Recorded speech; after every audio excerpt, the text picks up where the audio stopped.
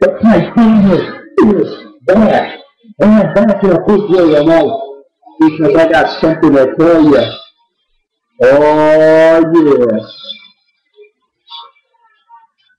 I got something to tell you guys. Pipe Bomb is back.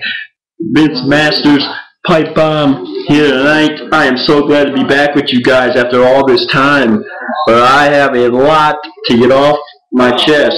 And we're going to start off tonight with my personal beef with a fat British whale of a woman who apparently tried to threaten me. And I don't like threats, and I'm not going to make no nasty videos. So you can say, if you do this, I'm telling my attorney on you.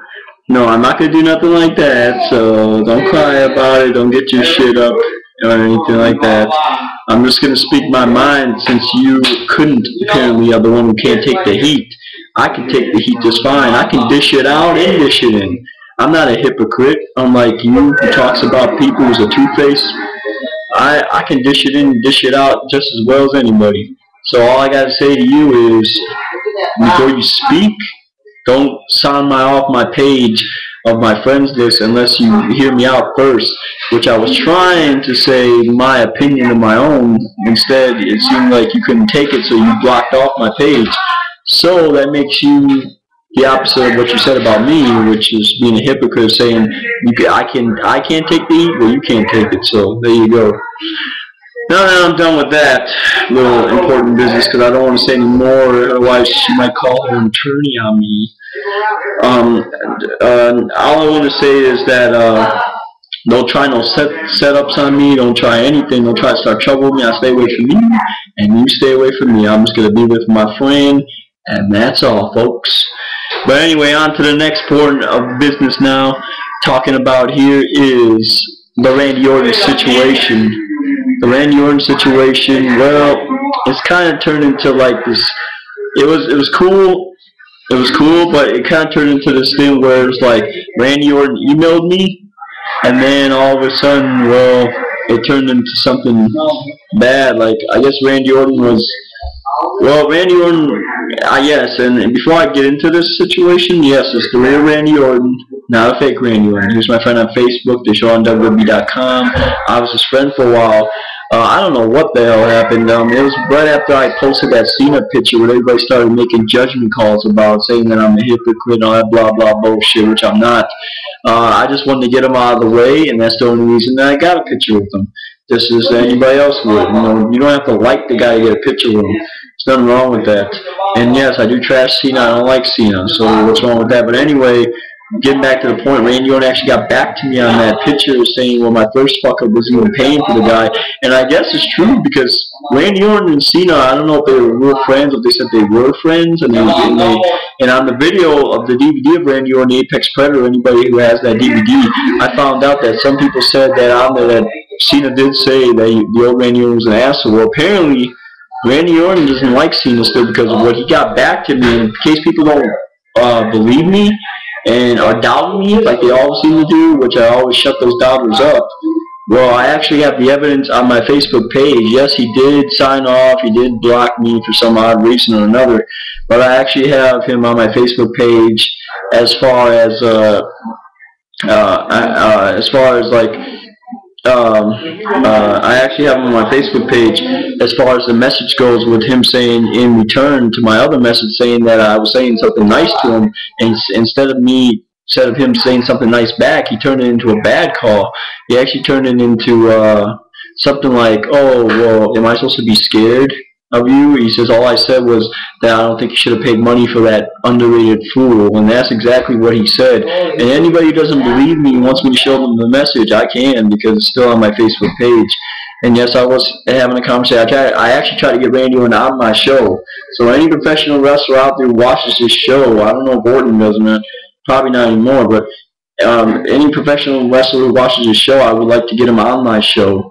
You know, have interviews with them or talk to them about their history, how they got into the business, anything, etc., etc. But anyway, I just want to apologize to Randy Orton live from YouTube. Anybody who sees this can pass the message along to Randy Orton. I just want to say sorry to Randy, and if he took anything the wrong way that I said, which I didn't say nothing bad, I just told him that the bottom line is I just met Cena for the hell of it, and it was a good picture. That's all it was. So if he took that the wrong way, I'm sorry. But anyway, let's move on to the wrestling news now. Enough about my personal stuff here this weekend, which is kind of weird. But anyway, let's start off pipe bomb tonight with injury update actually on a few people here. For one, Chris Sabin apparently got injured last night. He on the live impact of that triple threat X Division match. Anybody who watched it, Sabin tore his ACL in last night's Ultimate X match against Aries and Zema Ion. Apparently, he's very frustrated right now. They card did an update, and he's going to get back as soon as possible, he says. So, but you got to feel bad for him because, man, didn't he just come back from his injury? Now he's injured again? Man, it sucks. That's what wrestling does to you, man. It's a rough sport. So, yeah. But Maven also, Maven and Huffman, in case people don't know him from Tough Enough. He won Tough Enough, in case people remember Maven. He just completed a stint in, which I didn't even know, in a WWE-sponsored rehab program, followed by his prescription drugs. Can you believe that? He actually was on drugs for a while. I didn't know that. Apparently he was taking 1,000 prescriptions of pills recommended by doctors, and he got caught up on them. He completed a 50-day rehab from WWE's rehab program, and he says he owes nothing but WWE his life, and he said WWE's rehab program saved his life, and he feels better than ever now. He's out on his own again and stuff like that. So that's something to hear good. That's something positive to hear from stuff coming from Maven. So I give him 100% credit on that, doing that stuff, because this can go out to people like Scott Hall, you know, who's having a drinking problem, and other wrestlers who are having addiction problems. But this man right here is proving something, and I gotta give him a lot of credit for that. Also, news on Ryback of why stars don't want to work with him. They think that he's possibly inexperienced, and they said he's intensity, and he said that his sloppiness is not good for business. He says that they think that it could lead to serious injuries. That's why people don't want to work with him. He says Vince is very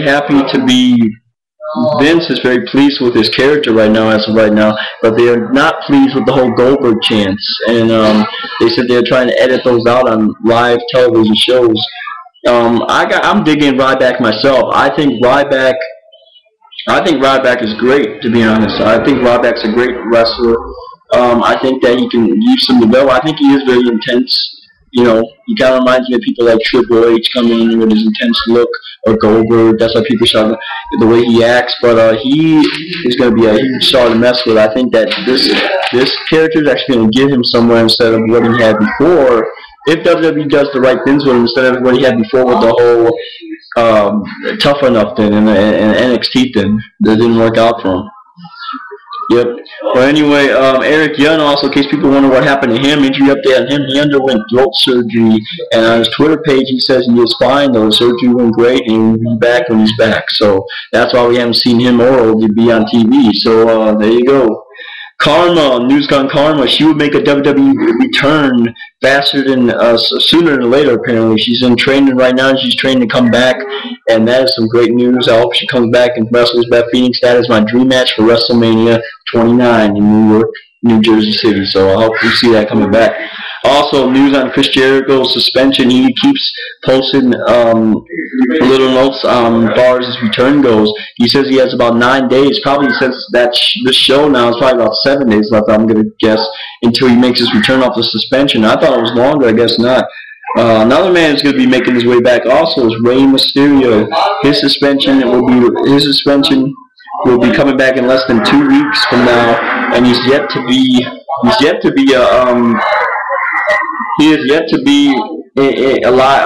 advertised for any live events, so that's a strange thing. So this is what I think. I think that Rey Mysterio is going to be pushed down, to be honest. Same with the next man we'll be talking about in a little while, but we'll get to that in a minute. Let's get to WWE 13 sales now, which are doing very well from last year's WWE 12 sales.